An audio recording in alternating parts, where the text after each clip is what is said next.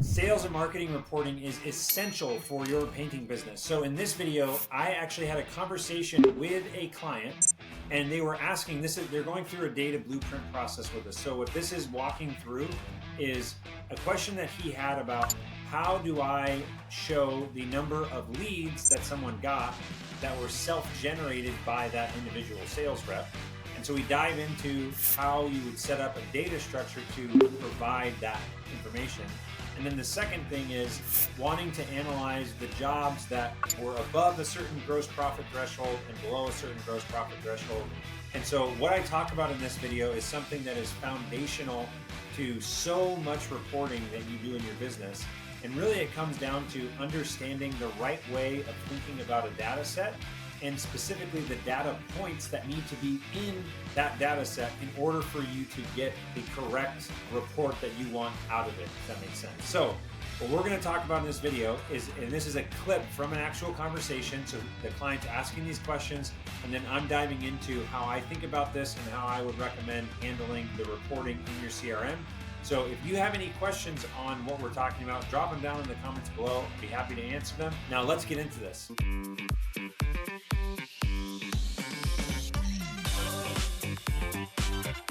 Like, one of the things that we want to be able to track is the leads that our company generates for our salespeople and the leads that they generate themselves for their own, because that ultimately could be paid a different commission.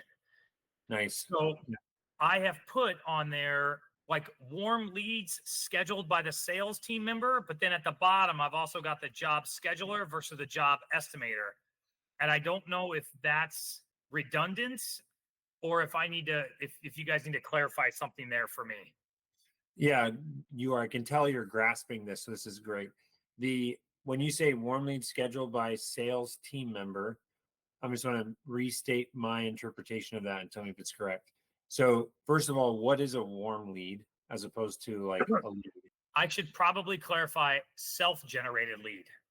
So okay. I don't necessarily care about warm lead as much as I care that, like, Rick, who's actually sitting across from me doing some work, if Rick schedules his own appointment with either a previous customer, someone he went out and cold called on, or he generated some leads, or he wanted to put some Facebook stuff out on his own, and he schedules it, then that would not come through the company.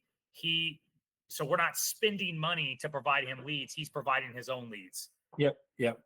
Perfect. So yeah, that is basically like once you start grasping the data set that is powering all these reports, what we need to know is, like, we have to ask ourselves the question, all right, so you're wanting to know, like, this is like a filtered report of how many leads did we get, for example, like how many leads were scheduled. And then separately, can you show me the subset of just the self-generated ones? And so if you imagine, we're going to have a database of deals at like every row. If you think of it like a Google sheet, every row is a separate deal, right? And then there's going to be columns, and there's probably 250 columns of data, most of which you're not going to be looking at 98% of the time.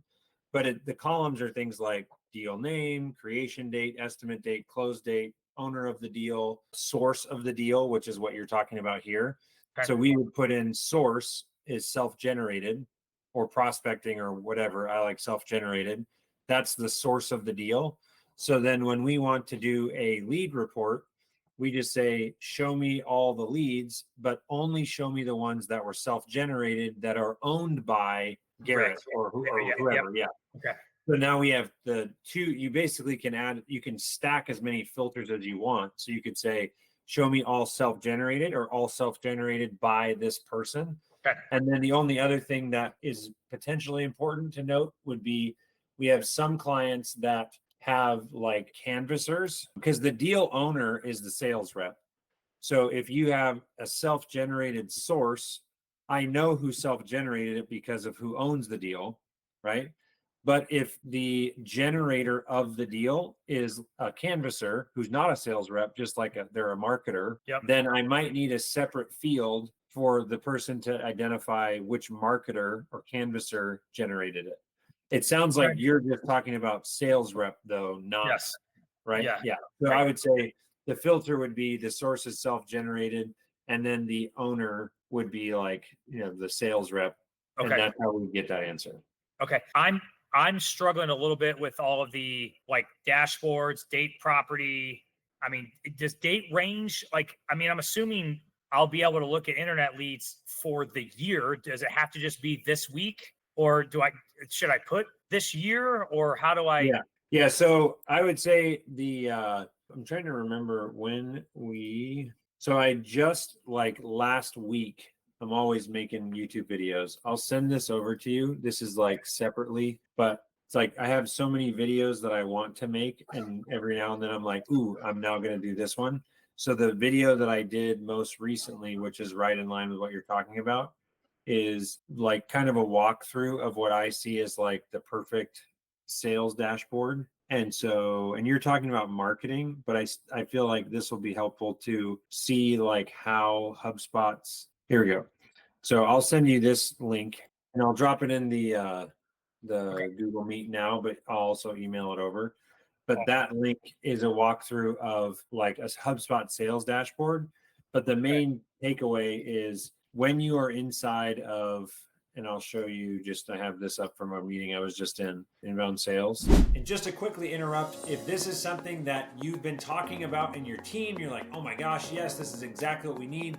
We have so much more content just like this. We have an entire data blueprint process that we take our clients through that map out every single piece of your painting business, everything that you need, so that you can set yourself up to get exactly the right reports to answer the business critical questions that you need in order to grow and scale your painting business. So if that's of interest, find the links down below. But let's keep on going with this conversation with Matt. What we're really asking you is, what do you want the default date range to be? So this is like by default, when I look at my dashboard, we're going to show you how many deals were this week or last week or what you want. We could go to like sales manager, be a similar thing. Actually, I think it's sales rep that has like this is a great example of like, I want to know my year-to-date sales.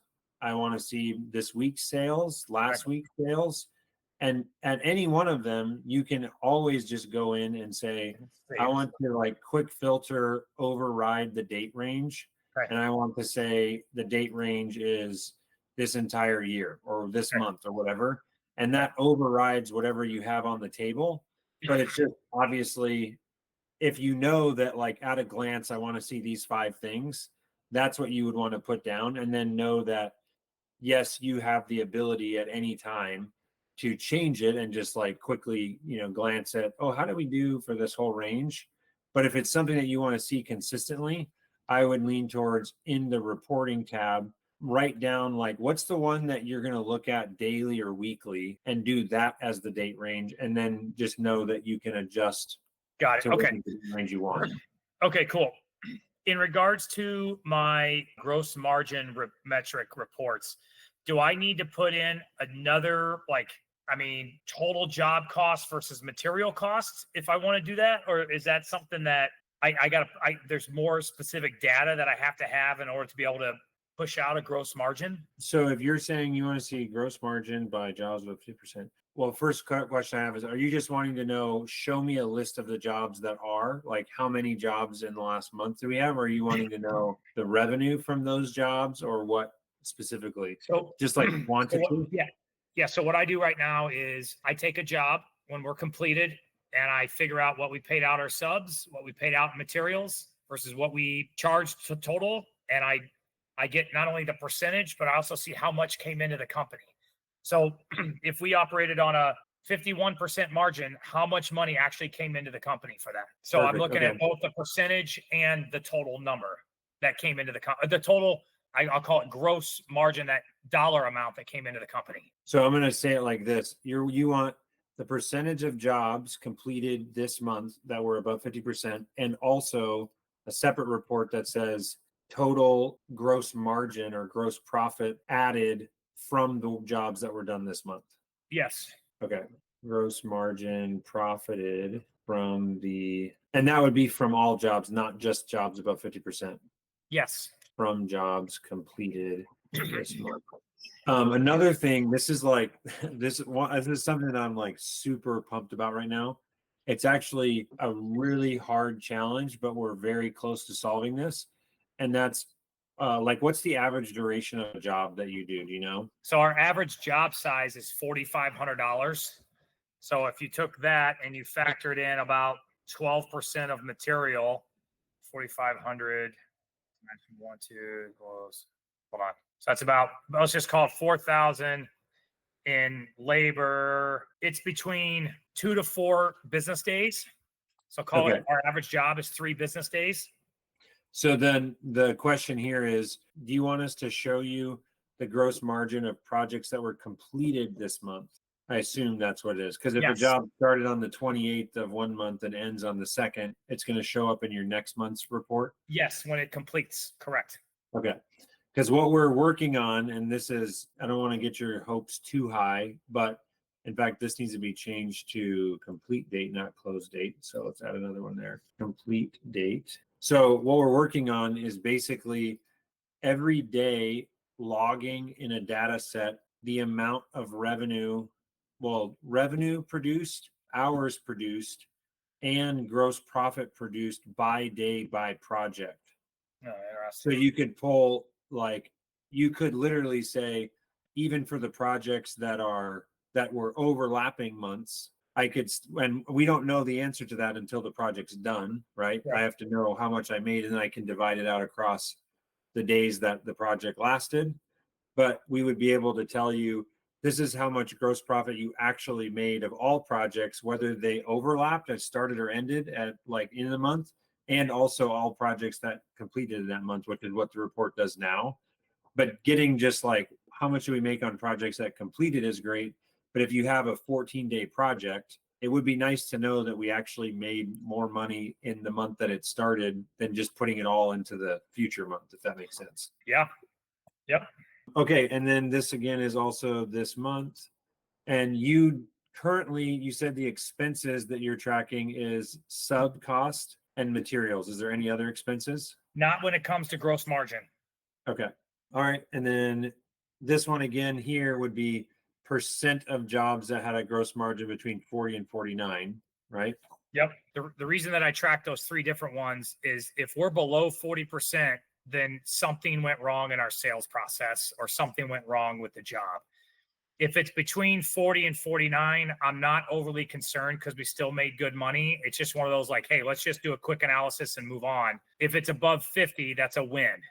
So it kind of gives me an idea of where are we winning? Where are we? Yeah, we're okay and we can survive. And then where are we striking out? It's kind of what I'm looking for. Because this is the other thing. Once you have, this is like what I'm pursuing in life. Once I create the perfect data set that's broken down by day, I could then also, we would assign who sold that project, who is the lead on the project. So you could then start doing things like show me the percentage of projects that were below 40% that were sold by John. Yeah, absolutely. Or all that type of stuff too. So we are getting ready to hire a young sales guy after the first of the year. Our goal is, and we're going to pay him based upon gross margin versus top line revenue. And so the incentive is to like go sell jobs that are profitable, not just sell jobs to sell jobs. And now we got friction with our subcontractors. Hey, look at my close rate. Right. Thank you so much for watching. If this is valuable, like the video, subscribe to the channel, drop a comment. What was the most valuable part of this video? And what else would you like to see from these conversations that we're having with clients? Because this is an absolutely essential part of any business. Reporting is critical and you have to understand how it works. We'll see you in the next video.